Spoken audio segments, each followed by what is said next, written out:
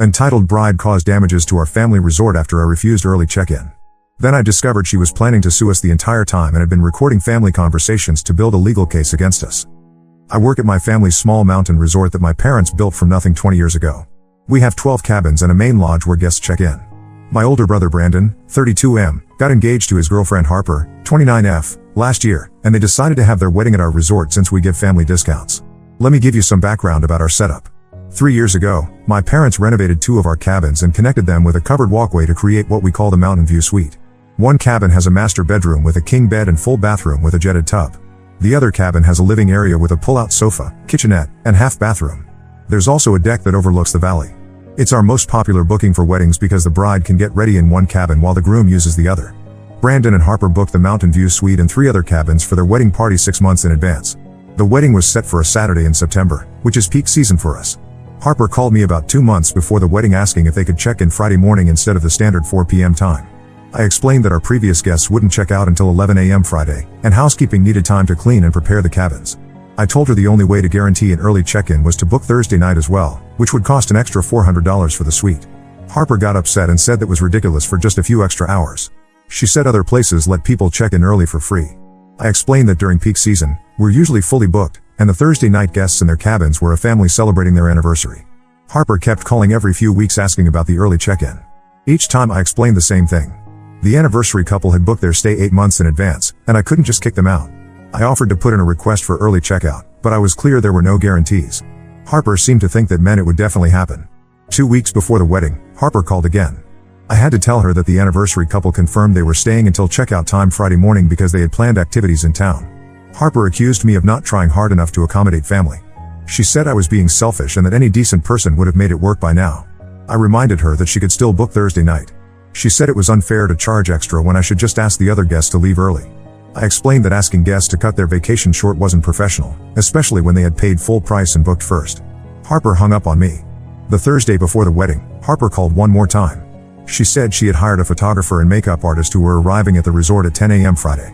She needed to be in the cabin to get ready. I explained again that check-in was at 4 p.m., and the previous guests would be there until 11 a.m.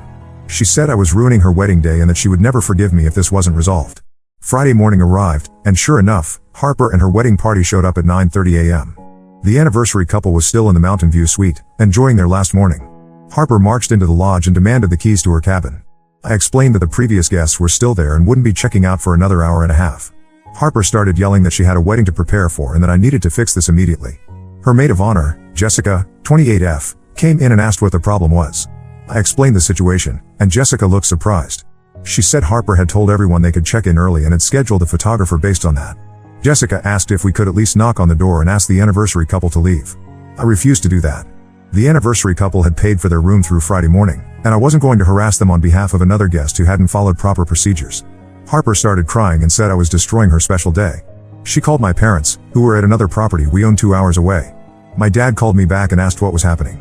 I explained everything, including all the previous conversations with Harper about early check-in. Dad sighed and said to do what I could but not to bother paying guests. Harper grabbed the phone from me and started yelling at my dad about how this was unacceptable customer service, even for family.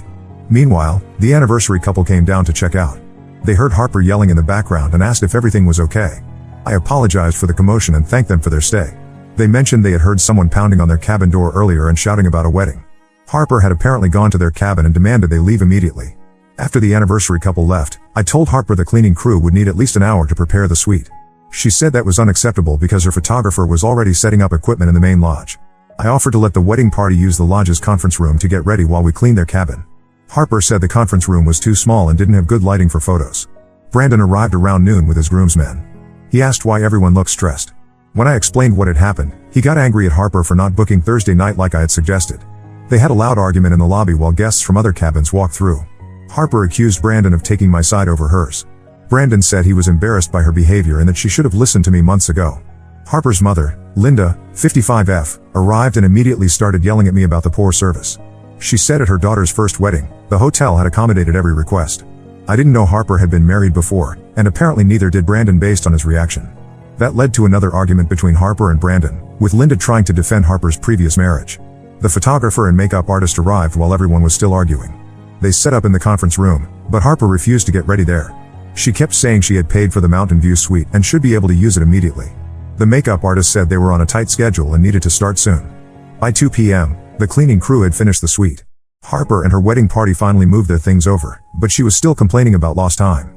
The photographer had to rush through the getting ready photos. Harper blamed me for ruining her wedding photos and said the delay had stressed everyone out. The wedding ceremony was at 5 p.m. in our outdoor pavilion.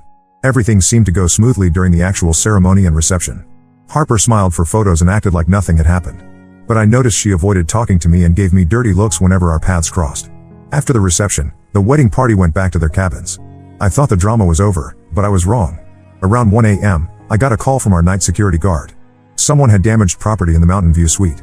When I got there, I found broken glass from a wine bottle, red wine stains on the white bedding and curtains, and a hole punched in the drywall between the bedroom and living area. The security guard said he had responded to noise complaints from nearby cabins around midnight. When he knocked on the suite door, Harper answered and said everything was fine. But other guests reported hearing shouting and things being thrown. The guard made a note in his report but didn't investigate further since the noise stopped. The next morning, Harper and Brandon checked out without saying anything about the damage. I found the broken wine bottle pieces in the trash and took photos of everything for insurance purposes. The wine stains were set in, and the bedding was ruined. The hole in the wall would require a contractor to fix properly. I called Brandon that afternoon to discuss the damage charges. He said he didn't know anything about it and that Harper had been upset about the check-in situation all day. He offered to pay for the damages but asked me not to involve Harper directly since she was still angry. I sent him photos and an estimate from our maintenance contractor. The total came to $1,200 for new bedding, curtains, and wall repair. Brandon paid the charges without arguing, but he also said he was disappointed in how I had handled the situation. He said I should have found a way to accommodate Harper's request since it was family. I reminded him that Harper had multiple opportunities to book Thursday night and chose not to. He said I was being too rigid about policies and that family should come first. This whole situation has made me question whether I want to continue working at the family business. Harper has been posting on social media about her wedding, but she's made several comments about poor customer service and how some people don't care about making others happy. She hasn't mentioned our resort by name, but anyone who knows the family would understand what she's referring to. My parents returned from their trip and heard about everything from Brandon. They said I handled it appropriately and that Harper's behavior was unacceptable. But they also suggested I could have been more flexible about the cleaning timeline. Mom said family relationships are more important than strict policies, even in business. I've been doing this job for 5 years, and I've never had a situation this bad with a family member. Harper is now my sister-in-law, and I have to see her at family gatherings. Brandon seems to think I should apologize to her for the inconvenience, but I don't think I did anything wrong. I followed the same policies we use for all guests and gave her multiple opportunities to guarantee what she wanted. Should I have handled this differently? I'm starting to think working for family isn't worth the complications it creates. Update 1: A lot has happened since my original post, and I need to update everyone on this mess. Thank you to everyone who supported me and confirmed I wasn't being unreasonable. 2 weeks after the wedding, my parents called a family meeting. They said Harper had been calling them regularly to complain about my customer service and demanding I be removed from my position at the resort. She claimed I had deliberately sabotaged her wedding day out of jealousy and that other family members were talking about how poorly I had treated her. I was confused about the jealousy part since I've never shown any interest in Brandon or his relationships. Harper apparently told my parents that I had always been possessive of Brandon and couldn't handle him getting married. This was news to me since Brandon and I have a normal sibling relationship. We're close but not unusually so, and I was happy when he got engaged. During the family meeting, Brandon sat quietly while Harper listed all her complaints. She said I had been rude to her from the beginning of the wedding planning process. According to her, I had made the early check-in seem impossible when I could have easily arranged it. She claimed I was unprofessional and that any legitimate business would have accommodated a family member's reasonable request. My parents asked me to respond to these accusations. I reminded them of the timeline and all the conversations I had documented. I showed them the emails where I had offered solutions and explained our policies. Dad looked through everything and said it seemed like I had followed proper procedures. Harper then brought up something I hadn't heard before. She said that during one of our phone conversations, I had made a comment about her not being good enough for Brandon. I was shocked because I had never said anything like that. I asked her to be specific about when this conversation happened and what exactly I had said. Harper became vague and said it was the tone of my voice and implied criticism rather than direct words. She said I had made her feel unwelcome from the beginning and that she knew I disapproved of her relationship with Brandon. Mom asked Brandon if he had ever heard me say anything negative about Harper, and he admitted he hadn't. This is where things got interesting. I decided to mention something I had been keeping to myself. During the wedding planning, Harper had asked me not to tell Brandon about some of the conversations we had about money. Specifically, she had questioned whether our family business was as successful as we claimed and whether Brandon would inherit anything valuable. Harper had also asked detailed questions about our property values and whether my parents had any debt on the resort. At the time, I thought she was just trying to understand the family business. But during one conversation, she had made a comment about hoping Brandon knew what he was getting into financially by marrying into our family. When I brought this up during the family meeting, Harper's face went red. She said I was twisting innocent questions into something malicious. Brandon looked surprised and asked why she had been asking about family finances. Harper said she was just trying to understand the business since she might be involved in it someday. Dad asked what she meant by being involved in the business. Harper explained that she and Brandon had discussed opening a second location of the resort, possibly somewhere warmer that could operate year-round. She said they had already started looking at properties in Arizona and had assumed the family would invest in their expansion. This was the first my parents or I had heard of any expansion plans. Brandon looked uncomfortable and said they had only talked about it as a distant possibility. Harper corrected him and said they had already contacted a real estate agent and had scheduled property tours for next month. Mom asked who was planning to finance this expansion. Harper said she assumed the family business would take out loans or use existing assets as collateral. She had calculated that our current property could support a loan of at least $2 million, and that would be enough to get started in Arizona. The room went quiet. Dad asked Brandon if he had agreed to any of this. Brandon said they had talked about maybe expanding someday, but he hadn't committed to anything specific. Harper said that during their engagement, Brandon had promised they would build something together and that she was counting on the Arizona resort to be their project. I realized that Harper's behavior during the wedding planning made more sense now. She hadn't just been demanding special treatment as a bride. She had been testing how much influence she would have over family business decisions. The early check-in issue had become a power struggle about whether she could override established policies. Dad said that any expansion would need to be discussed with the whole family and would depend on the financial performance of our current resort. He also said that Harper seemed to have misunderstood how our business worked. We didn't have millions in available assets, and our current property was already mortgaged. Harper became defensive and said Brandon had told her the business was very profitable. Brandon explained that he had said we did well for a small resort, but he had never claimed we were wealthy. Harper said she had done research on vacation property values in our area and calculated what our resort should be worth. It became clear that Harper had been making plans based on assumptions rather than facts. She had expected to become a partner in a more valuable business than what actually existed. The wedding drama hadn't just been about check-in times. It had been about establishing her position in what she thought was a lucrative family enterprise. Mom asked Harper directly if she had married Brandon because she thought he would inherit a valuable business. Harper got angry and said that was an insulting question. She said she loved Brandon but also expected to be treated as an equal partner in family decisions, including business matters. The meeting ended without any resolution. Harper said she was hurt that the family was questioning her motives instead of addressing my poor treatment of her. She left with Brandon, and I could hear them arguing in the parking lot. Later that evening, Brandon called me. He apologized for Harper's behavior during the meeting and said he hadn't realized she had such specific expectations about the business. He also said he was concerned about some of the financial questions she had been asking him since the wedding. Brandon revealed that Harper had suggested he ask Dad to make him a full partner in the resort immediately rather than waiting for inheritance. She had also proposed that they take out a personal loan using his future inheritance as collateral. Brandon had told her he wasn't comfortable making those kinds of demands, but Harper had kept pushing. I asked Brandon if he was happy in his marriage. He said he loved Harper but was starting to realize they had different expectations about their future. He had thought she was interested in building something together, but now it seemed like she was mainly interested in what already existed. The conversation made me sad for Brandon. He had seemed genuinely happy during the engagement, but now he looked stressed whenever Harper brought up business topics. I wondered if he was starting to see a different side of his new wife. I decided to stay out of their relationship issues and focus on my own situation. The family meeting had clarified that Harper's problems with me weren't really about customer service. She saw me as an obstacle to her plans for the family business. That made me even less interested in apologizing for following standard policies. Update 2: the situation with Harper and Brandon has gotten much worse, and I've learned some things that completely change how I see this whole mess. About a month after my last update, Brandon came to the resort looking exhausted. He asked if we could talk privately, so we went to the office behind the front desk. He said his marriage was falling apart and that he had discovered some things about Harper that he wished he had known before the wedding. Brandon explained that after our family meeting, he had started paying more attention to Harper's comments about money and the family business. She had been pressuring him to ask my parents for a formal partnership agreement and had become angry when he said he needed time to think about it. During one of their arguments, she had accused him of being weak and not standing up for their future together. The breaking point came when Brandon found out Harper had been meeting with a lawyer without telling him. She had asked the lawyer about her rights to Brandon's potential inheritance and whether there were ways to force a sale of family property if the owners were unwilling to expand the business. Brandon only discovered this because the lawyer's office called their house by mistake, looking for Harper, and Brandon answered the phone. When Brandon confronted Harper about the lawyer meetings, she initially denied them. Then she admitted to seeking legal advice but said it was just to understand their options. She claimed she was trying to protect their financial future and that Brandon was being naive about business opportunities. Brandon asked me if I remembered anything else unusual about Harper's behavior during the wedding planning. I told him about a conversation I hadn't mentioned before.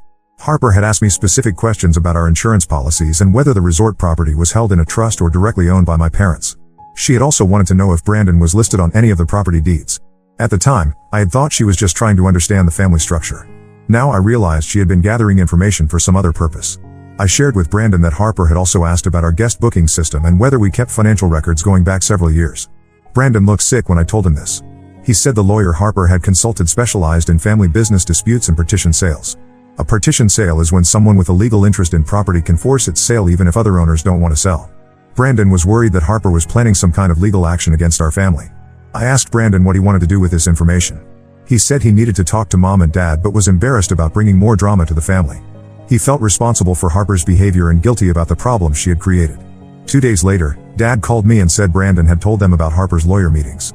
Dad had contacted our family attorney to discuss what legal protections we might need. The attorney advised documenting any interactions with Harper and being careful about what family business information we shared. Dad also revealed something that surprised me. He said that after the wedding, he had done some research on Harper's background. He discovered that her previous marriage had ended in a messy divorce that involved disputes over a family restaurant business. Harper's ex-husband had claimed that she had married him primarily to gain access to his family's restaurant chain. The divorce record showed that Harper had tried to claim ownership rights in restaurants that had been in her ex-husband's family for generations. She had argued that her contributions to marketing and management made her a partner regardless of legal ownership documents. The case had been settled out of court, but her ex-husband's family had lost 2 restaurant locations in the process. Dad said he wished he had done this research earlier, but he had trusted Brandon's judgment about Harper. Now he was concerned that our family might be facing a similar situation. He asked me to be extra careful about what information I shared with Harper and to document any unusual requests or conversations. This background information made Harper's behavior during the wedding planning make perfect sense. She hadn't been testing our customer service policies. She had been establishing a pattern of demanding special treatment that she could later point to as evidence of her status in the family business. A week after Brandon told my parents about the lawyer meetings, Harper showed up at the resort alone. She said she wanted to clear the air with me and apologize for the misunderstandings around the wedding. I was suspicious but agreed to talk with her. Harper's apology seemed rehearsed. She said she had been stressed about the wedding and had overreacted to the check-in situation. She claimed she understood now that I had been following policies and that she appreciated how hard I worked to make their day special. Then Harper changed the subject to the family business. She said she had been thinking about ways to help the resort become more profitable. She had ideas for marketing improvements and thought we could expand our event hosting capabilities. She offered to help with social media management and guest relations. I thanked her for the ideas but said any business changes would need to be discussed with my parents. Harper said she understood but hoped I would put in a good word for her ideas. She mentioned that she had experience in hospitality from her previous marriage and could bring valuable skills to our operation. During this conversation, Harper asked several specific questions about our booking procedures and financial systems. She wanted to know how we tracked revenue, whether we used management software, and how we handled tax documentation. She said these questions were just to understand the business better so she could make helpful suggestions. I gave vague answers and said she would need to discuss operational details with my parents if she was serious about contributing to the business. Harper seemed frustrated by my responses but maintained her friendly tone. After Harper left, I called Brandon to let him know about her visit. He said Harper had told him she was going shopping, not that she was coming to the resort. Brandon was concerned that Harper was continuing to gather information despite their recent arguments about her lawyer meetings. Brandon also shared something else troubling. He had found paperwork in Harper's desk showing that she had been researching the property values of other resorts in our area. She had also printed information about small business loans and partnership agreements. Brandon didn't understand why she needed this information if she was just interested in helping with marketing. The next week, my parents received a certified letter from Harper's lawyer. The letter claimed that Harper had been promised a role in the family business as part of her marriage to Brandon. It stated that she had contributed ideas and effort to the resort's operations and should be compensated for her work. The letter also claimed that our family had discriminated against Harper and created a hostile environment that prevented her from participating fully in business activities. It referenced the wedding check-in situation as an example of this discrimination and suggested that our treatment of Harper had damaged her reputation and emotional well-being. Dad was furious when he read the letter. He called our family attorney immediately and scheduled a meeting to discuss our response. The attorney said the letter appeared to be an opening move in some kind of legal action, possibly aimed at forcing a settlement or gaining leverage in Brandon and Harper's marriage. Brandon was devastated when he learned about the letter. He said Harper had sent legal threats to his family without discussing it with him first. He felt betrayed and manipulated. Brandon confronted Harper about the letter, and they had their biggest fight yet. During that fight, Harper apparently admitted that she had been planning legal action since before the wedding. She said she had researched our family and knew we would be vulnerable to claims of discrimination and unfair business practices. She claimed she had tried to work with us directly, but we had been hostile to her from the beginning. Brandon moved out of their apartment that night and came to stay at my parents' house. He said he couldn't trust Harper anymore and needed time to think about their marriage. Harper called him repeatedly, alternating between apologies and threats about what her lawyer might do next. The whole situation has been incredibly stressful for our family. We've had to hire an attorney and are documenting everything in case Harper follows through on her legal threats. Brandon is talking about divorce, but he's worried about what Harper might do if he leaves her completely. I can't believe we're dealing with all this drama over a wedding check-in issue that should have been resolved months ago. It's clear now that Harper never cared about the early check-in itself. She was testing whether she could manipulate our family policies and establishing grounds for later legal claims. Update 3. This is my final update on the Harper situation, and it's not ending the way I expected when I first wrote about the wedding check-in drama. Brandon filed for divorce 3 weeks ago. The final straw was when he discovered that Harper had been secretly recording their conversations, including private discussions about our family business. She had apparently been building a case against our family since before their wedding, collecting evidence of what she planned to claim was discriminatory treatment and business interference. Our family attorney found out about the recordings when Harper's lawyer submitted them as evidence in a motion for temporary spousal support. The recordings included conversations where Brandon had explained our family's financial situation and business structure. Harper had been asking leading questions to get Brandon to provide information she could use later. The most damaging recording was from right after their wedding. Harper had prompted Brandon to complain about how I had handled the check-in situation, and she had recorded him saying that the family should have made an exception for such an important day. She was planning to use this as evidence that even Brandon agreed I had treated her unfairly. When Brandon heard these recordings played in court, he realized how thoroughly Harper had manipulated him. He told me later that she had spent months coaching him to say things that would support her eventual legal claims against our family. Brandon had thought they were just having normal conversations about wedding stress and family dynamics. Harper's divorce demands were extensive. She wanted half of Brandon's potential inheritance from the family business, claiming that her contributions to marketing and business development entitled her to partnership rights. She also demanded compensation for the emotional distress caused by our family's treatment of her, with specific reference to the wedding incident. Her lawyer argued that Harper had been led to believe she would become a partner in the resort and had made career sacrifices based on that understanding. They claimed that I had systematically undermined her relationship with the family to protect my own position in the business. Our attorney was able to demonstrate that Harper had never been promised any ownership in the resort and that her research into our business had begun before she even met Brandon. We found records showing that Harper had looked up our property values and business registration information within weeks of her first date with Brandon. The court records from Harper's previous divorce were also relevant. Her ex-husband's family had to testify about similar tactics Harper had used against their restaurant business. The pattern of behavior was clear enough that the judge became skeptical of Harper's claims. The divorce was finalized last week. Brandon had to pay Harper a settlement, but it was much smaller than what she had demanded. She received no rights to our family business and no ongoing support payments. The judge specifically noted that Harper's secretly recorded conversations and researched legal strategies suggested premeditation rather than genuine business partnership expectations. Brandon is relieved but also embarrassed about the whole situation. He feels guilty for bringing Harper into our family and exposing us to her manipulation. He's been staying with my parents while he looks for his own place and figures out what to do next. Harper has moved back to her home state. Before leaving, she posted a long social media rant about our family, claiming we had conspired to destroy her marriage because we didn't want to share our wealth. She tagged our resort's business page and encouraged people to avoid us because of our discriminatory practices. The post actually backfired on Harper. Several people who knew about her previous marriage commented with their own experiences of her manipulative behavior. Her ex-husband's family shared the post with their own comments about what they had gone through. Harper ended up deleting the post after it generated negative attention for her rather than us. Our resort's business hasn't been affected by Harper's accusations. If anything, we've received some supportive messages from people who saw through her social media complaints.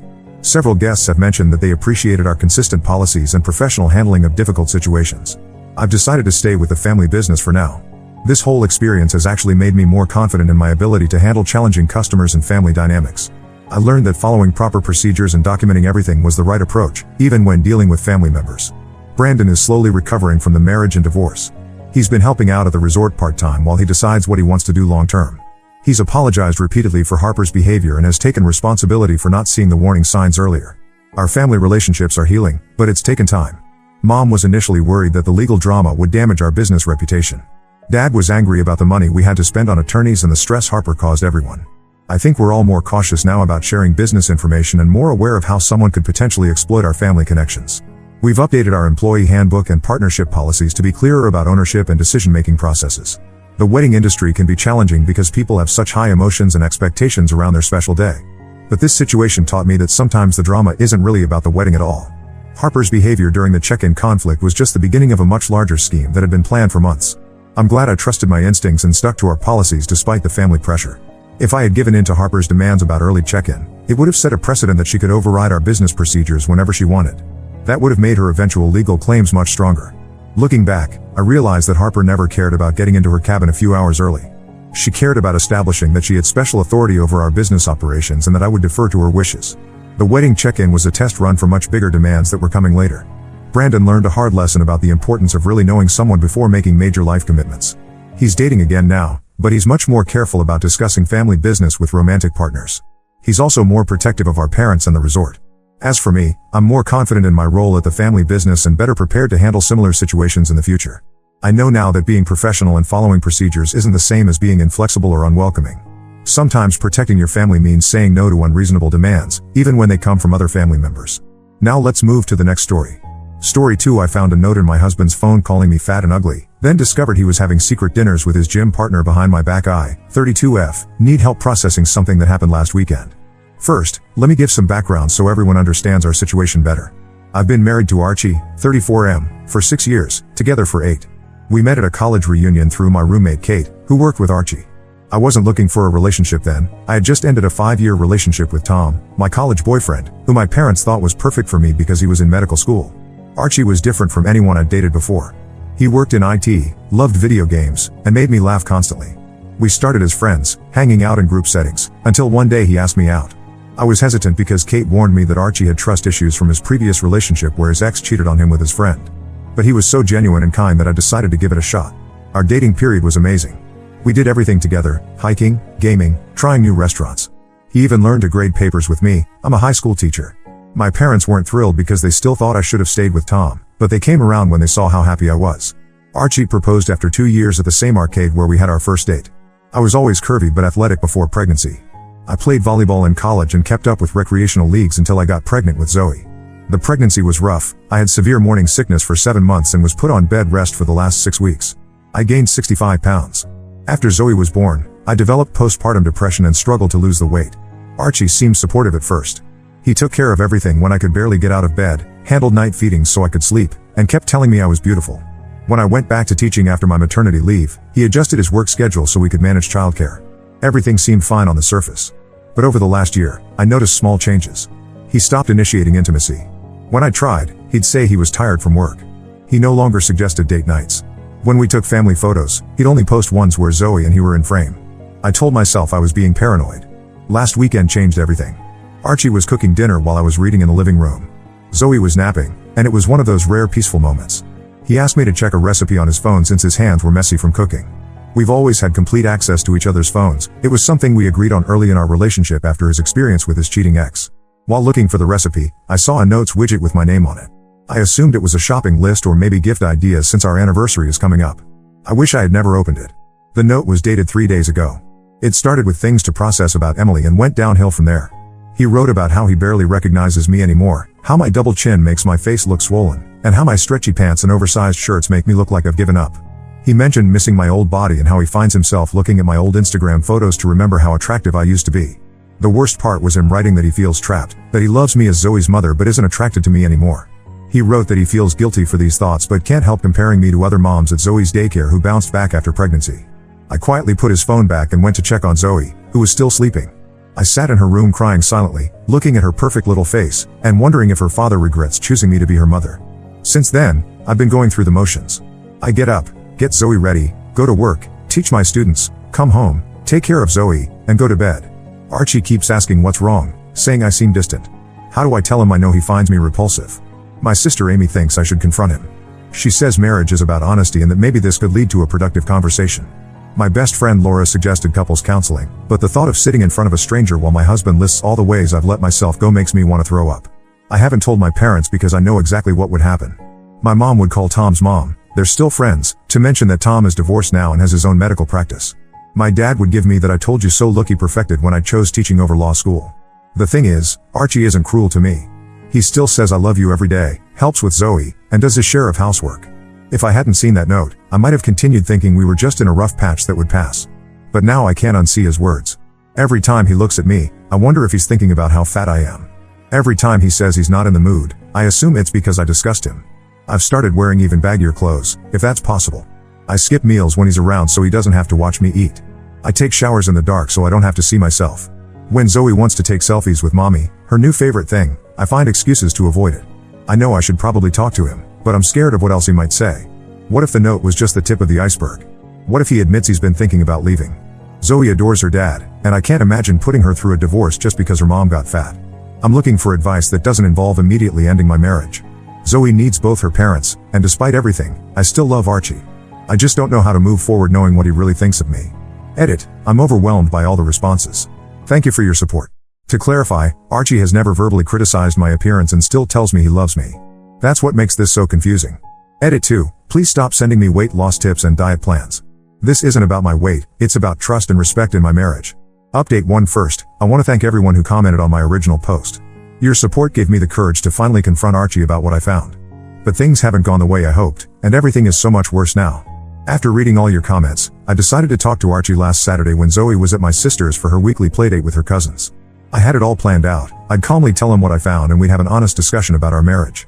I started by asking him if he was happy with our marriage. He said yes, though he wished we spent more time together like we used to. When I mentioned intimacy, he got quiet.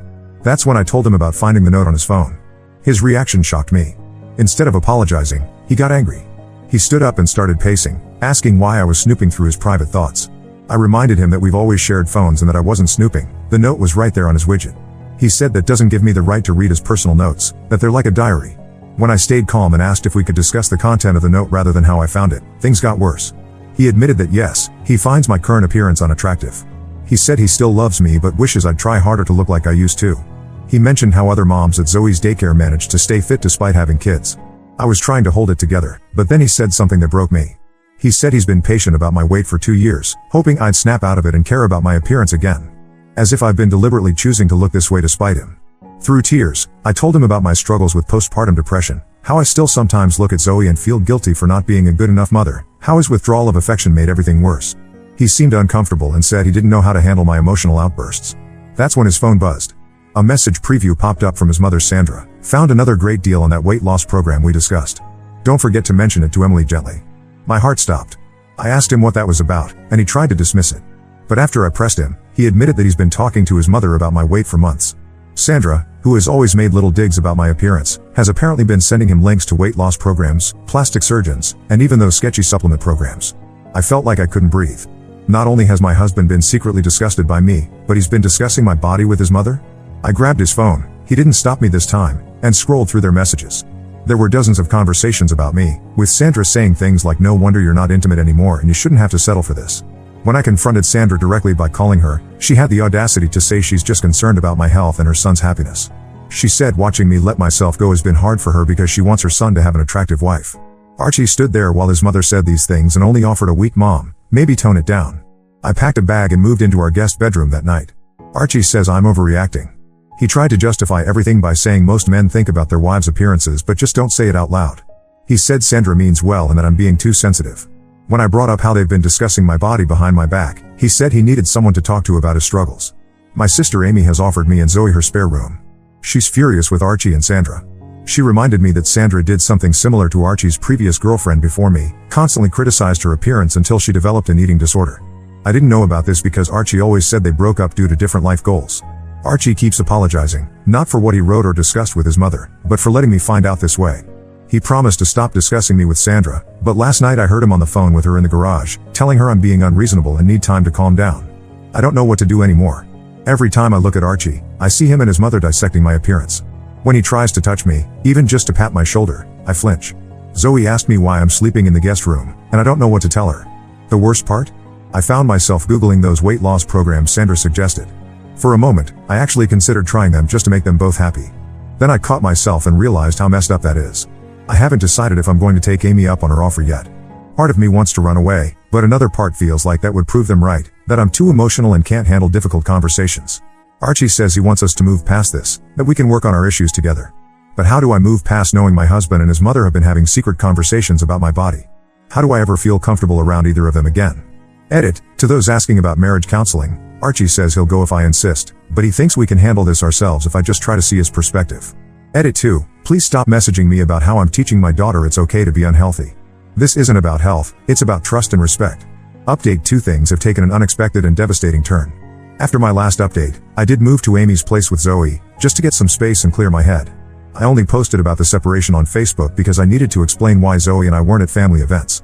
It was a simple post saying that Archie and I were taking time apart to work on some issues. I didn't mention anything about his notes or his mother's involvement. That post opened a floodgate I wasn't prepared for. 3 women from Archie's office reached out to me within hours of each other. The first was Rachel, a new project manager who joined their team 6 months ago. The second was Beth, who's worked with Archie for 3 years. The third was Diane, their team lead. Rachel's message hit me the hardest. She sent screenshots of office chat conversations where Archie had been discussing our marriage. He wasn't just venting about normal marital problems, he was specifically complaining about my appearance. In one chat, he compared me unfavorably to Rachel, saying things like my wife could learn something from you about taking care of herself. He even joked about being stuck with someone who let herself go while other guys in the office got to work with motivated women. Beth revealed that Archie has been making these comments during lunch breaks and team meetings for months. She said she felt uncomfortable but didn't know how to report it without creating workplace drama. Diane, as team lead, admitted she had warned Archie about inappropriate conversations at work, but he dismissed it as just guys talking. The real bombshell came when Rachel confessed that she and Archie have been going to the gym together for the past 2 months.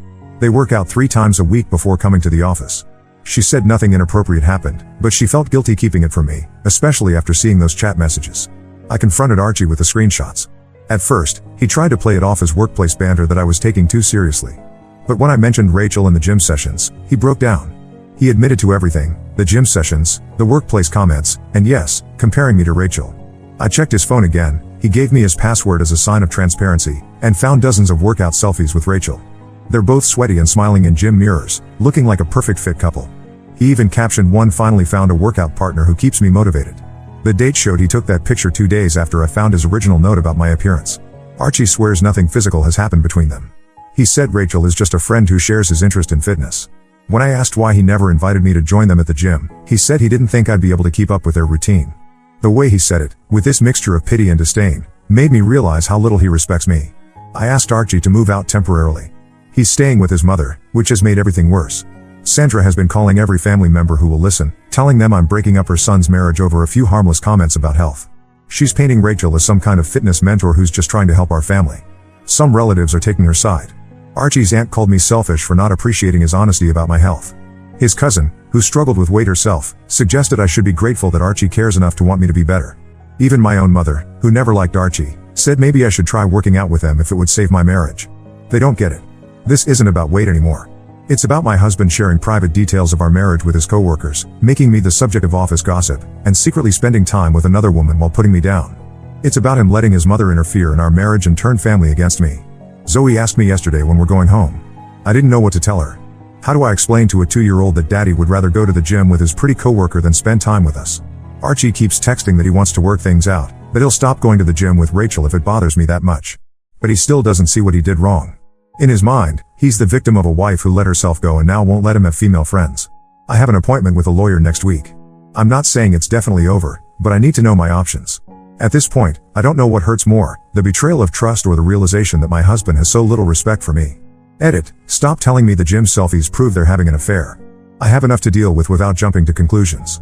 Update 3 I've been putting off this final update because writing it makes everything feel more real. After much consideration and several counseling sessions, alone, as Archie refused to join, I've filed for divorce. Many of you saw this coming, but I needed to be sure I wasn't making an emotional decision. The final straw wasn't what you might expect. Yes, finding out about Archie's notes hurt. His mother's interference was awful. The workplace gossip was humiliating. But what broke me was discovering the full extent of Archie and Rachel's relationship. My colleague Jennifer saw them at La Maison, an expensive French restaurant downtown. She said they looked very comfortable together, laughing and sharing food. When she mentioned this, I checked our joint credit card statements, something I should have done sooner. There were dozens of dinner charges at restaurants I'd never been to, all on evenings Archie said he was working late or having team dinners. When I confronted him with the credit card statements, Archie first tried to say these were group dinners with the whole team. But the amounts were clearly for 2 people, and some were from weekends. He finally admitted that yes, he and Rachel had been having dinner after their gym sessions. He insisted it was innocent, just 2 friends refueling after workouts. I might have believed him if Jennifer hadn't sent me photos. In them, Rachel was wearing a dress, not gym clothes. Archie had changed out of his work clothes too. They weren't 2 sweaty gym buddies grabbing protein shakes, they were a couple on a date. Sandra, predictably, defended Archie. She said I drove him to seek companionship elsewhere by letting myself go and being paranoid. She's telling everyone that I'm using Zoe to punish Archie, even though I've been more than fair with visitation. I let him see Zoe whenever he wants, as long as he doesn't bring Rachel around. The divorce proceedings have started. I'm staying with Amy until I can find my own place. My lawyer says Archie's behavior, while hurtful, doesn't qualify as adultery in our state since there's no proof of physical intimacy. That's fine, I'm not looking to punish him. I just want out. Some unexpected developments have occurred. Beth and Diane both wrote statements about Archie's workplace behavior, which helped with the divorce negotiations. Several of Archie's relatives have apologized after seeing how he's handled everything, especially after learning about the secret dinners. Even Sandra's best friend Joyce called to say she was wrong about me and offered to babysit Zoe anytime I need help. The most surprising call came from Archie's ex-girlfriend, the one before me who supposedly left over different life goals. She reached out after hearing about our situation through mutual friends. Turns out Sandra had done the same thing to her, constant criticism about her appearance, sending diet plans, encouraging Archie to find someone better. History really does repeat itself. I've started swimming at the local Y while Zoe plays in their childcare center. Not to lose weight for anyone else, but because I forgot how much I enjoyed being in the water. Zoe loves watching me swim and asks to join my mermaid time. Archie is still with his mother, though I heard from mutual friends that Rachel has been staying over there too. They're welcome to each other. I'm focusing on healing and being the mother Zoe deserves. Looking back, I realized the note I found was just a symptom of a deeper problem. Archie never saw me as a partner to grow with, he saw me as a project to fix. When I stopped fitting his ideal image, he found someone who did. To everyone who told me I was overreacting in my first post, this is why we trust our gut instincts. Sometimes a hurtful note is just the first crack in a much bigger facade. Last edit, this will be my final update. Thank you all for your support through this journey. Special thanks to those who shared similar stories, you helped me realize I wasn't alone.